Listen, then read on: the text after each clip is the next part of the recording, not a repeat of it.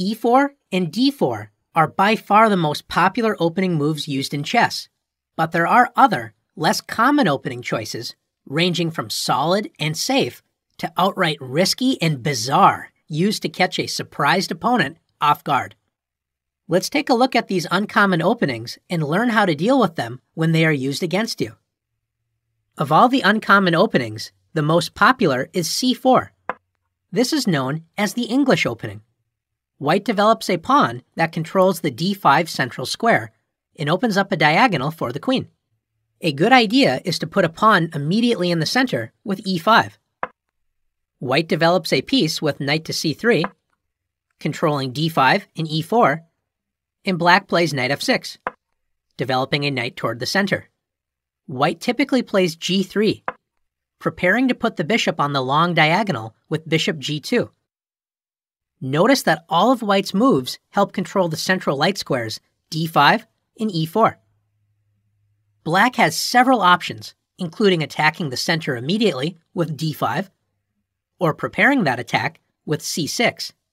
Black can also play knight to c6.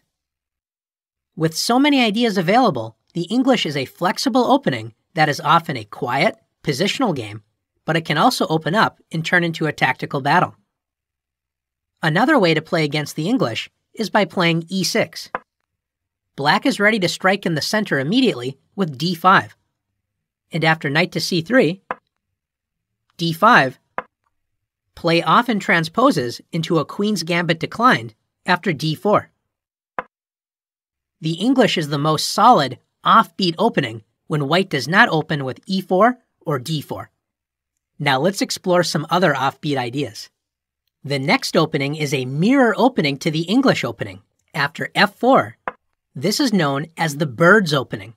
White moves a flank pawn to control a center square, in this case e5. This opening is considered risky for White as it immediately opens up the e1 to h4 diagonal, weakening White's king. One solid way for Black to respond is with d5, controlling the center and focusing on simple development. You may notice that the position is a reverse Dutch defense, which is considered a risky defense against d4. After d4, the Dutch defense begins after f5. White does have an extra tempo by playing the Dutch defense with White, but it is still considered risky because White's king has been weakened. After knight to f3 and knight to f6, like many offbeat openings, Black can simply rely on common sense ideas, develop your pieces toward the center, and castle, while White's slightly exposed king may cause trouble for White in the middle game. Another offbeat opening for White is b3.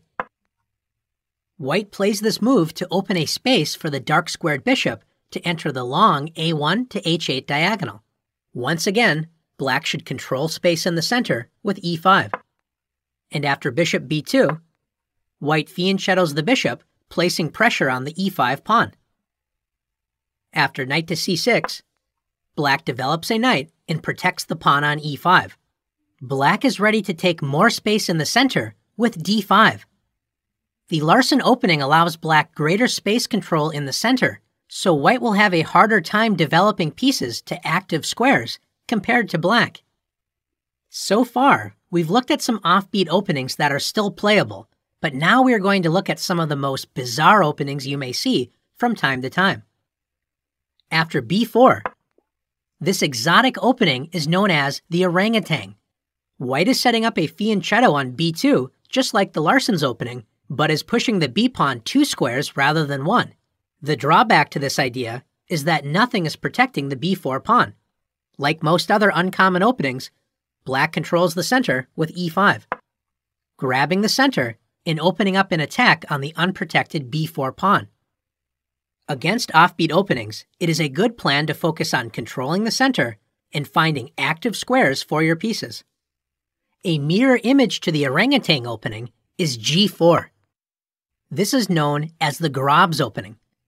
Notice that it prepares to fianchetto the bishop to the g2 square, but it fails to put a pawn in the center while also weakening White's kingside.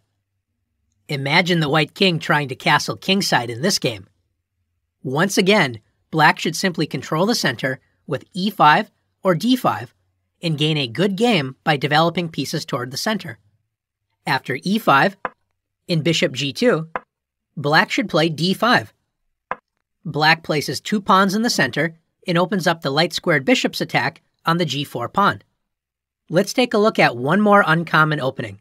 After a3, this opening is known as the Anderson's opening. This opening does not help with white's development, but it is at least not as harmful to white's position as the reckless Grob's opening. White basically wants to play with the black pieces, with the extra move a3 thrown in. Since a3 doesn't harm white's position too much, white's position should be okay.